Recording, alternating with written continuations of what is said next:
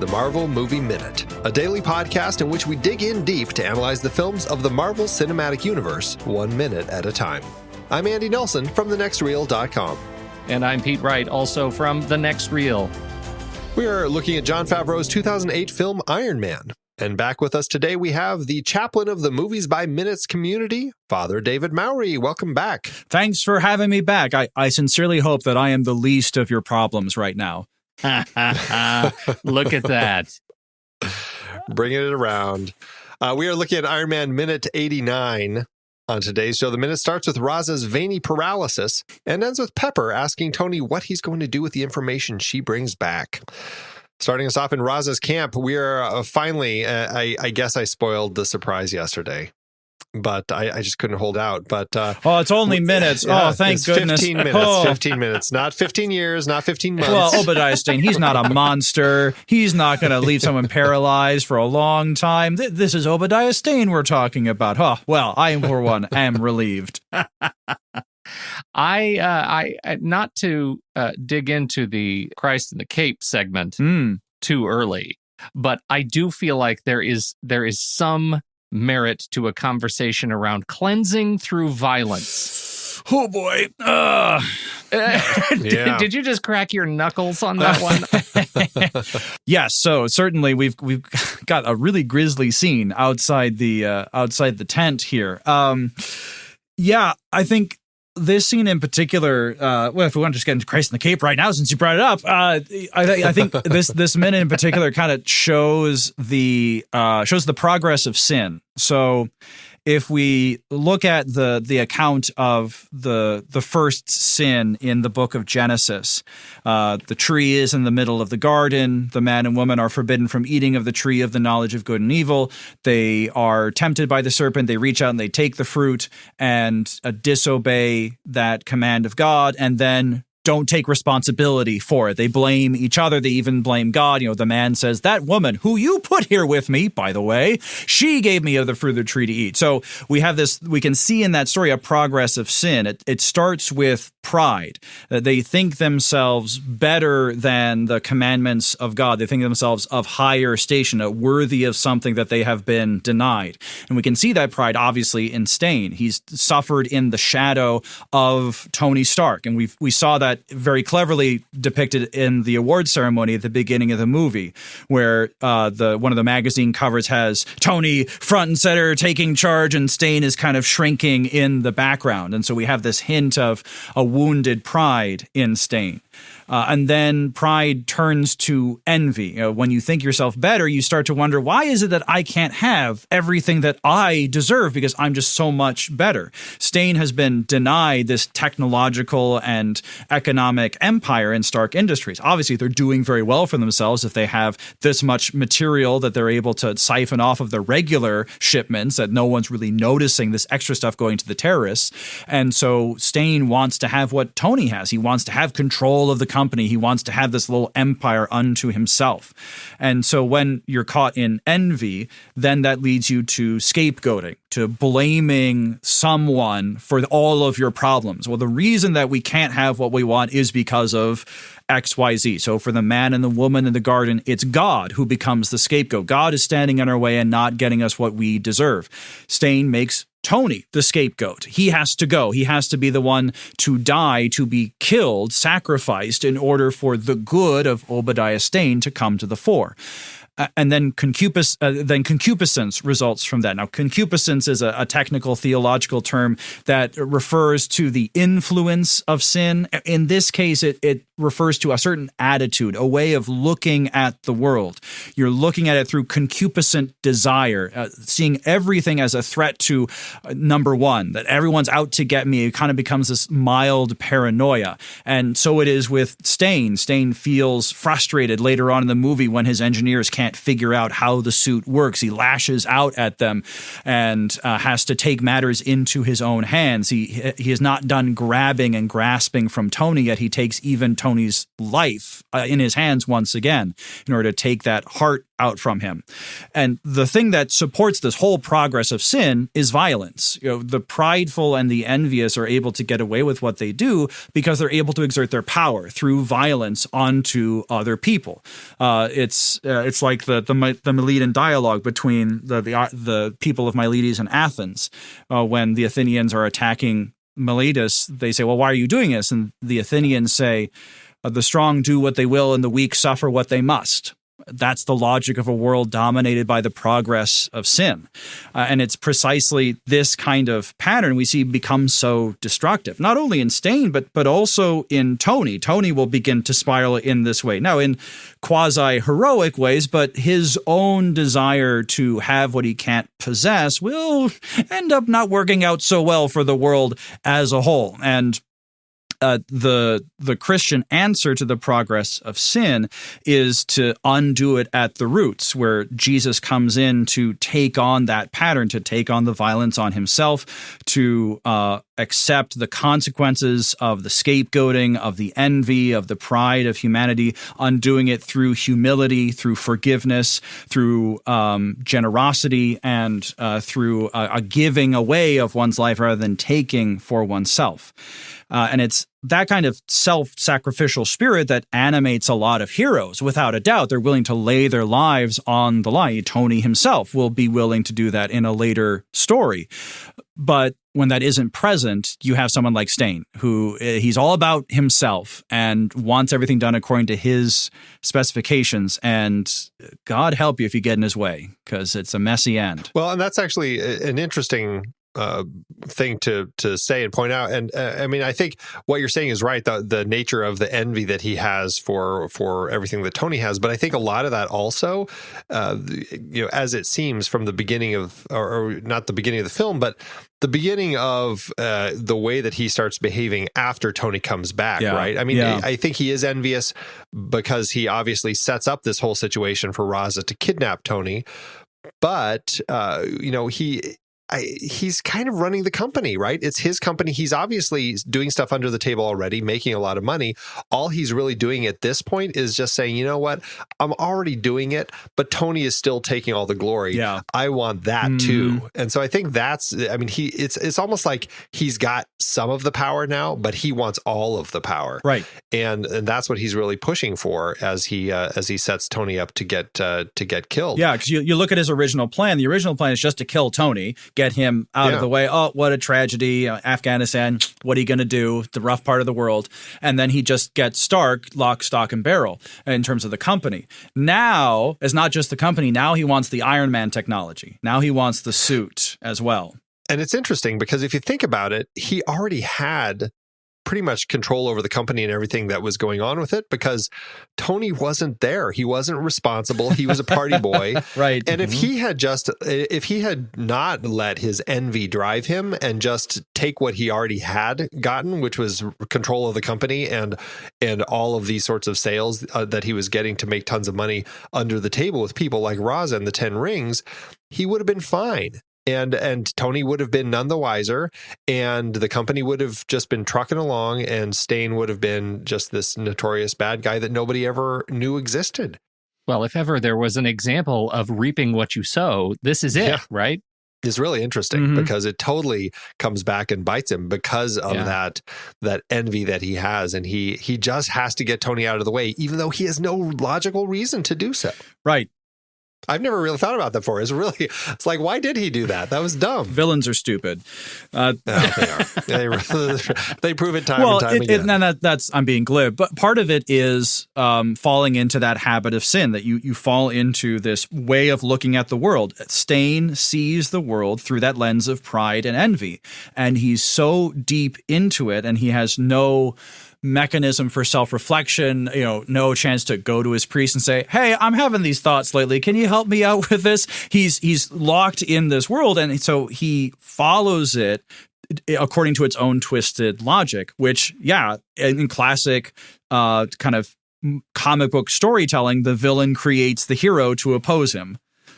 But what's also interesting about Iron Man is that Iron Man also creates his own villain. So it's this weird creating each other's creation, kind of everyone's making decisions that end up making things worse. Cycle of creation, cycle of escalation. Yeah. Right. Everything is bigger. The explosions have to be bigger to counter all of the cleansing, Right. the cleansing appetite. That's something that also really strikes a chord with the way that Tony continues to develop the suits, right? There's always going to be another one. There's always something that last one didn't do. He's, the Mark 1 worked, but he needs to do something else. Let's get the Mark 2. You know what? That's doing some really interesting things, but it needs a few more tweaks. Let's make a Mark 3. What if we made it a suitcase? Yeah, right. Exactly. What if we have it where I can just push a button on my chest? Andy, I think that's a really astute point, though, because it's something we've talked about before, and you've brought up a number of times, is Tony's history of alcoholism. And,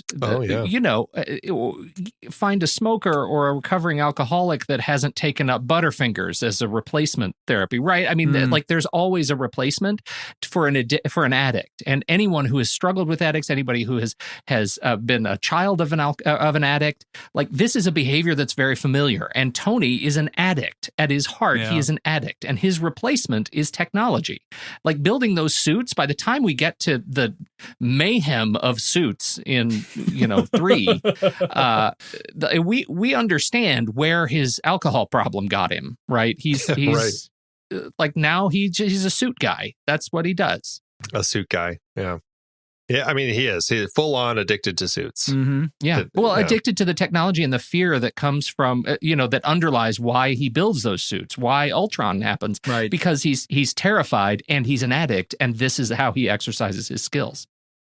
That's an element that I would love to have seen explored a little bit more in some of those later films, is that nature of that addiction. They shied away from his alcoholism in the movies, which I guess I kind of understand, but at the same time, that's such an iconic part of his character development in the comics, and it provides exactly what you're pointing out, Pete, this really interesting character line where, okay, he takes those same tendencies and focuses them in a creative way in managing the suits.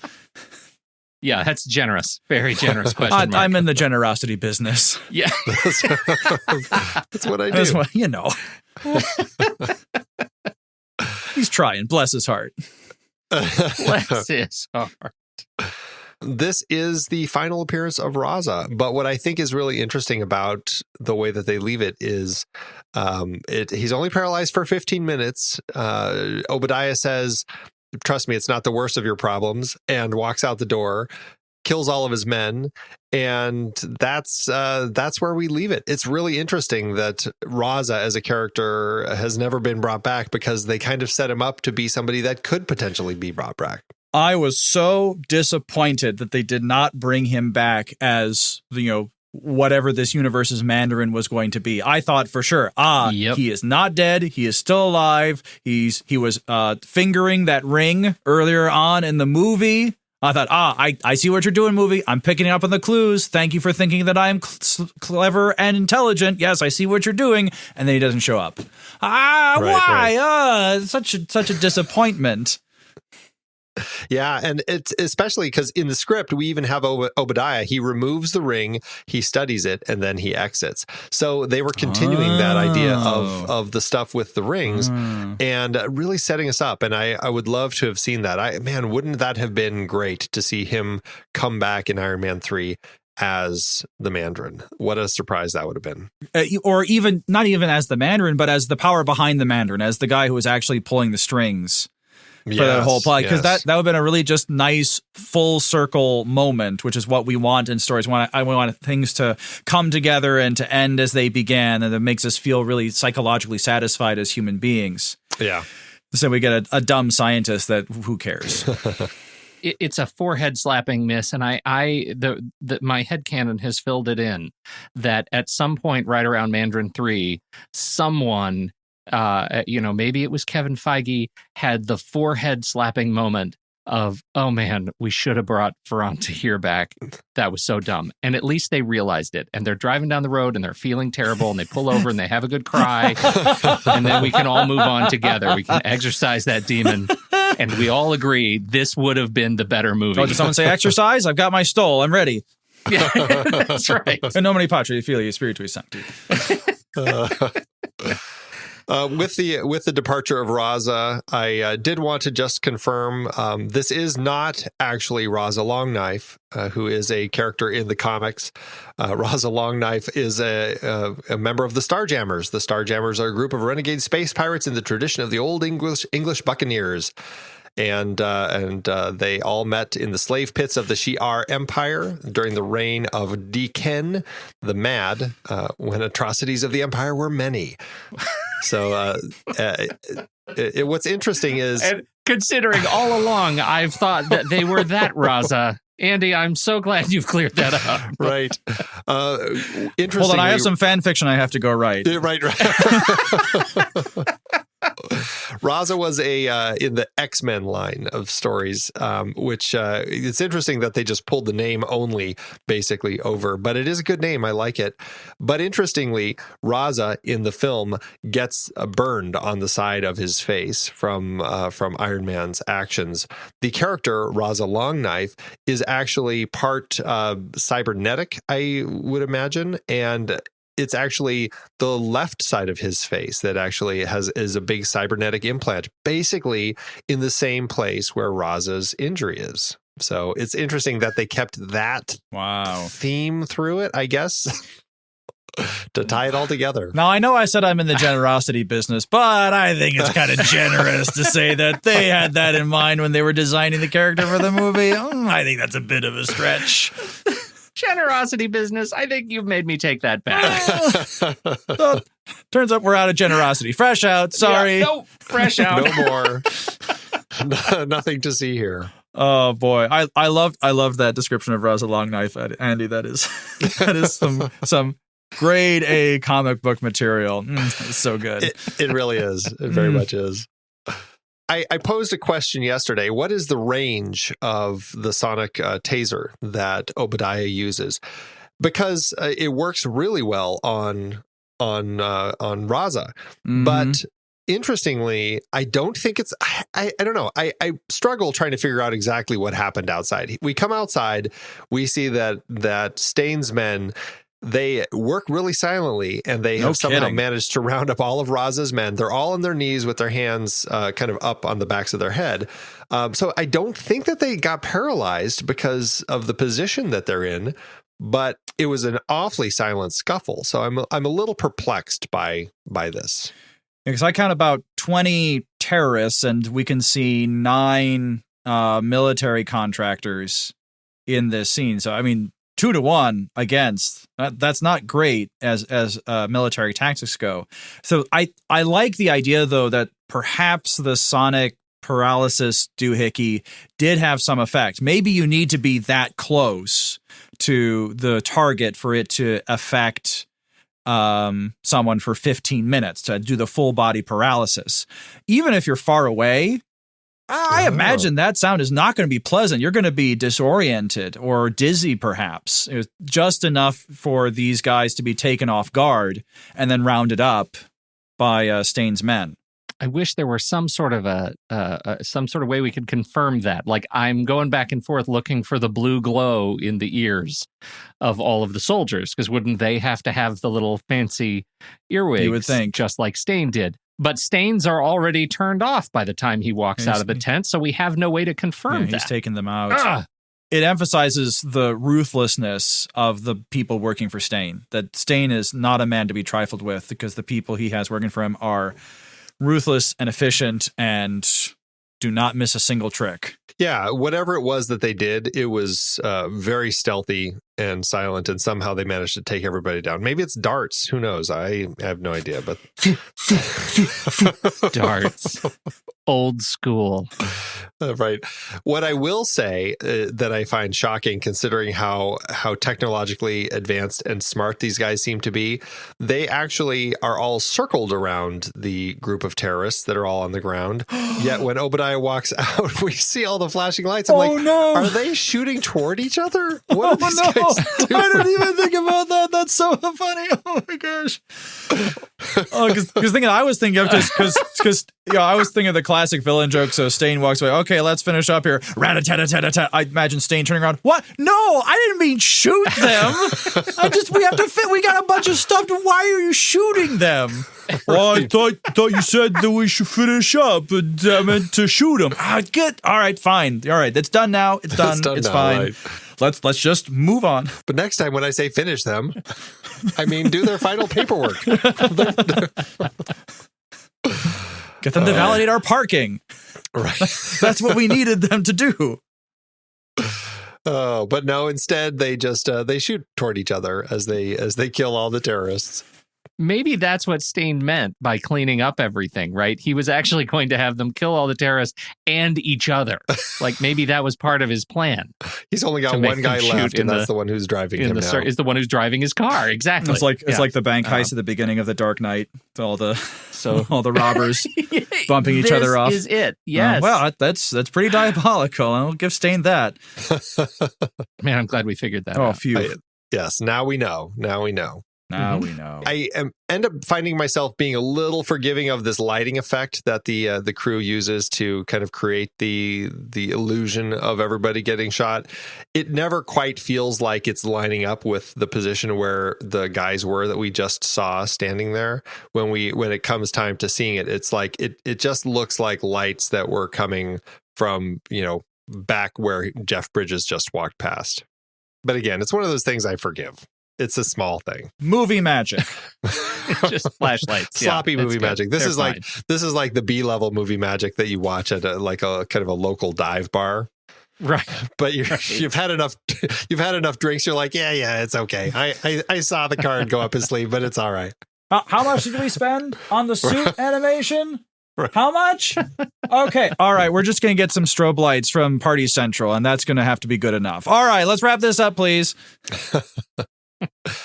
Now, I will say the line in the script as Stain is walking away is a little more, it hurts a little more. It's a little rougher. As he's walking away and talks to his men, he says, "Send them to their virgins." I don't care for it. I'm frowning as hard as I can. It's not translating on the audio of the mic. I do not care for that line at all. Yes. No. Nope. Yeah, it's a pretty bad line. I'm really glad that they chose to not go that route because yikes. Yeah. Because of course they're not all Muslim. We learned this. Yeah, there's people from all over the place here. That's right. They're equal opportunity bad guy employers. Very insensitive to lump them all in with one religious identity. Obadiah, come on. You're better man. than this. Listen, we had the diversity training back at Stark Industries, which you wanted, by the way, and you didn't show up for, I noticed. So now we got to have it again. All for you. Because Deborah in accounting is going to be all up in arms over this. Okay, so now, do you guys have any other things about the outside before we jump into the car? No.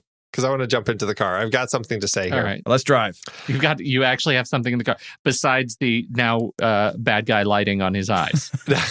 No, we've got right now. Everything is changed for Sinister Obadiah now. Headlights. Exactly. Yes. Right. No, so he gets on the phone. We see him on the phone in the car. Set up sector 16 under the arc reactor, and I'm going to want this data mask to recruit our top engineers. I want a prototype right away.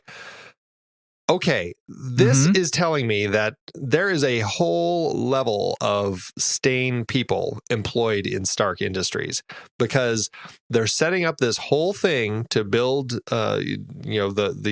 his new Mark I basically in the basement under the arc reactor. This is the whole Sector 16. He's creating it up and he's bringing it with him. It's going to be data masked. He's bringing in the top engineers. There's a whole level of what Stain is doing here at Stark Industries that tells me this is not a company full of great people and Obadiah. There's a lot of people that are going to need to be cleaned up in here. It takes a certain kind of person to go into arms manufacturing. I mean, I'm sure there are lots of very nice people who make guns, and please don't take offense, but there has to be a certain moral detachment or a certain mental separation you have to make from the work you do and what that work is going to be used for. And Tony pulls it off pretty effectively, right? He's just selling the missiles. He doesn't think about the human cost that those missiles will have. It's if you do let it get to you, you end up building a house to protect yourself from all the spirits of the people who've died from the weapons that your company's made. Right? Isn't that what happens to these people? I'm sure that's right. The bunker mentality. The Winchester. It's the Winchester plan. Yeah, right. Oh, I didn't get that reference. No, I get it. You know, that lady, the crazy lady in San Jose, I believe, who built that house and just kept building it because one of the rumors that people had was that's exactly what it was. That, you know, she must be doing it to protect herself from all the spirits of the people who've died from her family's weaponry. Well, and that was that the same house where you'd open up doors and it'd just be a door to the outside? Yeah, just like no stairs, all random. Stairs, door. Stairs to nowhere, doors opening into walls. Yeah. That's the also place. Tony Stark's house. Right. But what I was wondering though about all of that is it makes me wonder. So obviously, I guess Tony's going to have to do some serious cleanup with the company by the time this whole thing is done and he gets staying out. But it does make me wonder, and it's not something that has ever been brought up in the films, are there moles left? Are there people who are kind of Stain-sided, who have kind of stuck with the company, but are still kind of working for Stark Industries down the road? You're saying there are people who have been stained by their association with Obadiah? You didn't do that. He did, and I liked it. Oh, dear. Well, he has to have a Pepper Potts equivalent, someone that he trusts to do the day-to-day running, because he's busy gallivanting across the globe, going hither and yon. So I wonder what evil Pepper Potts looks like. It would be Veruca Salt. I see what you did there. Oh, I also like it. I'm gonna hang up this call right now. Oh, that's too bad. Bye, Pete. Oh man. I was a little disappointed that we have Sector 16 here, and there is no reference to Sector 16 anywhere in the comics that I could find. I was hoping that was some mysterious thing that would lead me down all sorts of crazy comic book rabbit holes of interesting stories and what happens in Sector 16, but it's only in the film, and that kind of disappointed me a little bit. I'm sorry about that, because I know that that's one of those things these days that you're living for, is these brave new rabbit holes. I really am. It's so funny. I'm so sorry. It's curious to me that Sector 16 is directly beneath the arc reactor. Wouldn't that be like Sector 1 or something? You know, because the arc reactor is such a big honking piece of machinery that's been there forever. Well, maybe they start at the top with Sector 1 and work their way down. So 16's all the way at the bottom. I can buy that. There. All right. I can buy that. But still, the arc reactor is really obvious. If you have a secret project, why would you have your secret weapons project be directly beneath your main centerpiece? Yeah. I guess it's hiding in plain sight, but still, I don't know. I don't know how smart this is. A strange well, thing. now wait a minute. Now this is a good question. Because wouldn't it be under the arc reactor because they're working with arc reactor technology? Like this is where the lab is? Yeah, so until they can miniaturize it, they just run the suit off of the arc reactor. Well, that was my assumption. And that's why the initial prototype is there. Yeah. Right, you've done it again. Right, that makes sense. Okay. Chalk up another one for Pete. All right. We go from this scene and we get our transition. We get our lovely little wipe out of here. Oh, sorry. Actually, it's not a wipe here. This is an interesting. Just a hard cut out of Afghanistan over to Pepper coming out of a door that I'd seen in the background before, but it was never in a position where I realized it was a door. I always thought this was a window. And but find out no, there is actually a door here. And as it turns out, I looked at the blueprints in the Art of Iron Man book, and it turns out that there's an elevator back in there. And lo and behold, I'm assuming it doesn't specify, but I'm assuming it comes down from his bedroom, because what is interesting is in the script. I'm just going to kind of speed through this. We go from Obadiah finishing off the people in at Raza's camp to interestingly, a scene with Phil Coulson where he's calling Pepper Potts to try to schedule this appointment that they can't ever seem to connect. And he's trying to connect with Tony, and he says, maybe I can meet with you instead. And she's like, why? I don't know anything. And he's like, about what? And she says, about anything. We cut to her, and we see that she's looking at a security monitor. She sees Rhodey arriving. She says, I'm jammed. Let's find another time to chat, Agent Coulson. She brings, and this is where they actually put the schedule on the books to meet at Stark Industries. They say goodbye. Rhodey comes in. The two of them chat, and Pepper's like, you can't see him right now. And they go into Tony's bedroom and find that Tony is in bed, tethered to all sorts of medical equipment. And he's drifting in and out of unconsciousness. And Rhodey's like, what were you thinking? Tony says, weapons I built are being used to kill innocent people. Can't let that happen anymore. Rhodey, you can't go around and blow stuff up every time you see something you don't like on TV. Tony, yes, I can. Rhodey, you got lucky. Next time they'll blow you to pieces. Tony, next time maybe I won't play defense. Rhodey, floored, gets to his feet, paces. Rhodey, does Pepper know about this? He nods, his eyes starting to flicker. Rhodey, you've put me in a tough spot here. What am I supposed to do? Tony, that's up to you. I've made my choice. I'm not going to sit on the sidelines anymore. I'm going to fight for what's right. Rhodey, don't you get it? It's not up to us to decide. Tony, that's where you're wrong. He drifts into unconsciousness. Then we have a scene that actually is cut in here from Obadiah talking to his engineers. And then we come back to the cave in Afghanistan, and we see Yinsen framed by the mountains in the background staring at us. Are you on the right path? I don't know. What does your heart tell you, Tony Stark? And we cut to Tony. He wakes up in his gilded bedroom alone. He catches his own sad reflection in a mirror, hooked up to IVs and machinery that pings and hisses. And then it cuts to Pepper walking in to the shop and finding him. Actually, she enters his bedroom, finds it empty, and then that's what drives her to, I'm assuming, take the elevator to come down here and find him back at work. See, now I assumed it was because there was so much glass on the stairs.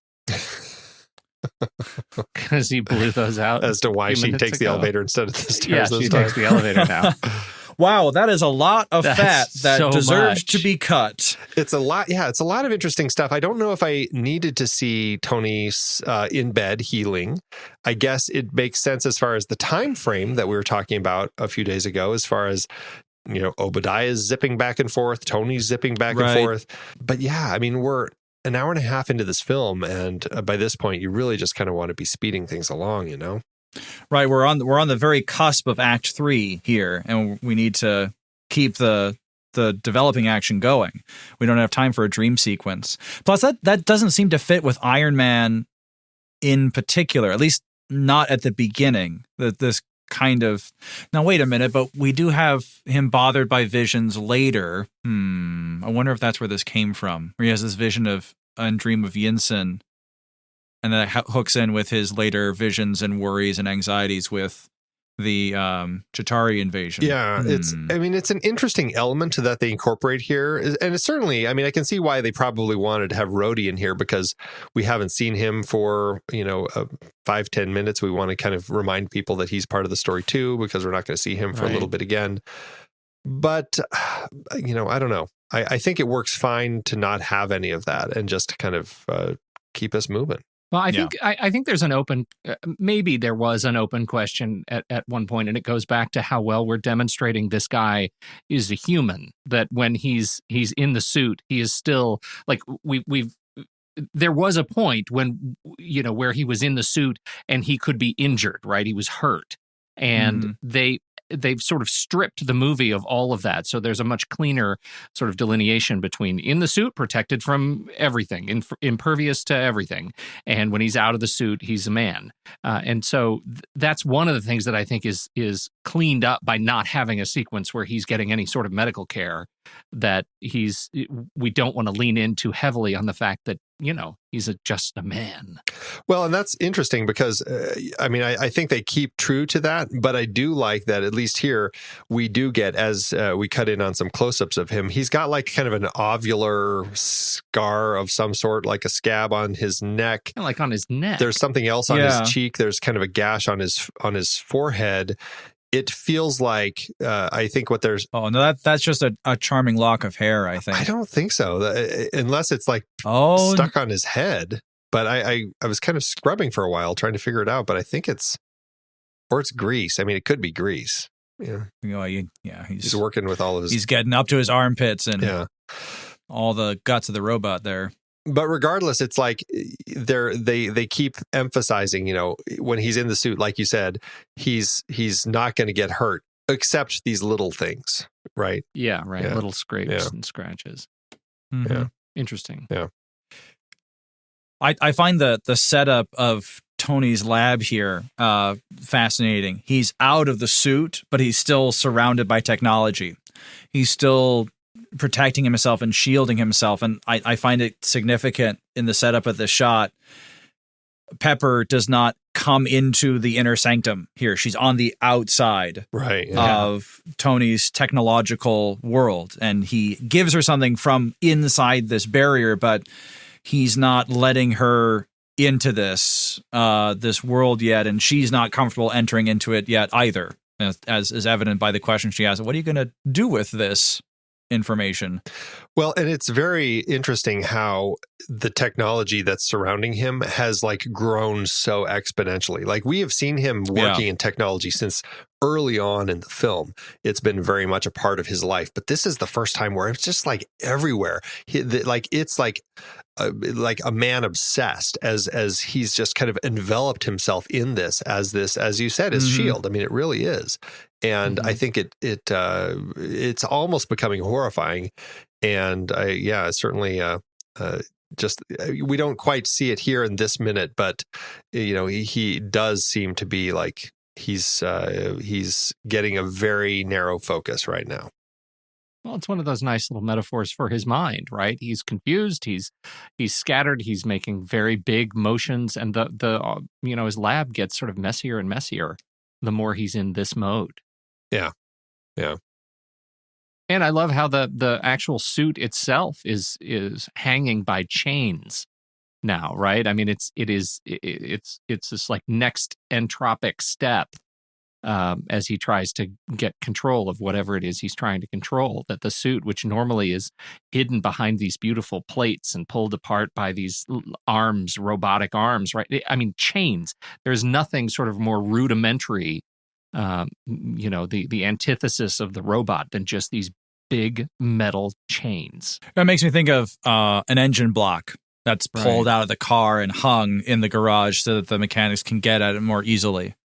Right. Yeah, and it is interesting though, because normally it is like when the machine is doing it, it's pulling it off in little pieces, like this piece and that piece and this piece and that piece, and now we have this half body just hanging there, and it's almost like this presence that's constantly looming over his shoulder as you watch him kind of having this conversation with Pepper. It's like this this interesting presence that he can't shake. Really interesting. I love it. Yeah. Yeah. Have you guys ever called your USB drive a lock chip? Is that a new thing Is that what he says? I spent a lot of time trying to listen to what exactly he calls this flash drive. A lock chip. No, never. Well, so there are USB keys that are actually keys. And I only know this not because I've, hacked, I don't know, NORAD, but because it's an awfully specific example, Pete. I have like to welcome the members of the NSA who are listening to our conversation. Well, there was a time when you would buy large sets of creative assets, whether they're stock photos, digital assets, or software, or in the case I'm thinking of, music stems, music instruments, like samples, large symphony samples that would come on these big big drives. And in order to access them, you'd have to put in this like a USB key, like a lock key. And as soon as that USB key is inserted into your computer, these assets are unlocked for you to use. So that didn't seem like a stretch to me. What I loved about it is that this particular USB key very clearly to me looked like it's also a fingerprint reader. So you put it in and it's also, reading your thumb to authenticate you. I thought that was kind of cool. And it comes in its own fancy case too, which speaks to you want to his protect technology. those things, I guess. Yeah. Right. Although he doesn't give her the case, he just gives her the. No, he keeps the case. This is too much for you to handle. Typical man underestimating the woman's technical abilities. Oh, of course. Let's see. I don't know if I have anything else for this minute. We're going to continue their conversation tomorrow. What about you guys? Any last thoughts here? We've already done my Christ in the Cape segment, so I have nothing else to say about this minute. What about you, Pete? Wrap it up. Father David, thanks so much for joining us again this week. Gosh, I did it again. You are so... I really wanted to come back for tomorrow, but that's okay. I know when I'm not wanted. I'll just sit over here in the corner and be quiet while you record the last episode. Yes, we'd like you to sit in the last episode on mute. Yeah, you can be here, but you don't get to talk. Insult, meet, injury. That's tough but fair. Okay. Oh, no, it was a great conversation today, and I do look forward to a conversation tomorrow. Oh, really? You mean it? Oh, shucks. Thanks, fellas. Yeah, I'd be happy to come back. Thanks so much for having me. Remind everybody out there where they can find you out there. I have a collection of all of my various movies by minutes appearances on my website, fatherdavidmowry.com. That's father all spelled out, Father. You can listen to me babble on about the historical inaccuracies in Indiana Jones and the Last Crusade when I talk about why it makes no sense that Franciscan friars would be talking about the Holy Grail. So you can find links to that and the other shows I've been on my website, fatherdavidmowry.com. Fantastic. Oh, I'm tuning in for that. Are you kidding? Oh, it was a good conversation. The cup of a carpenter. Well, everybody, that is it for today's show. Thanks so much for tuning in. Make sure you subscribe to the show for free at marvelmovieminute.com. Join us over in our Discord chat room and follow us on Facebook, Twitter, and Instagram at The Next Reel. And if you like what we do and you want to support us and get some cool stuff, become a patron over at thenextreel.com/Patreon. Until next time, true believers.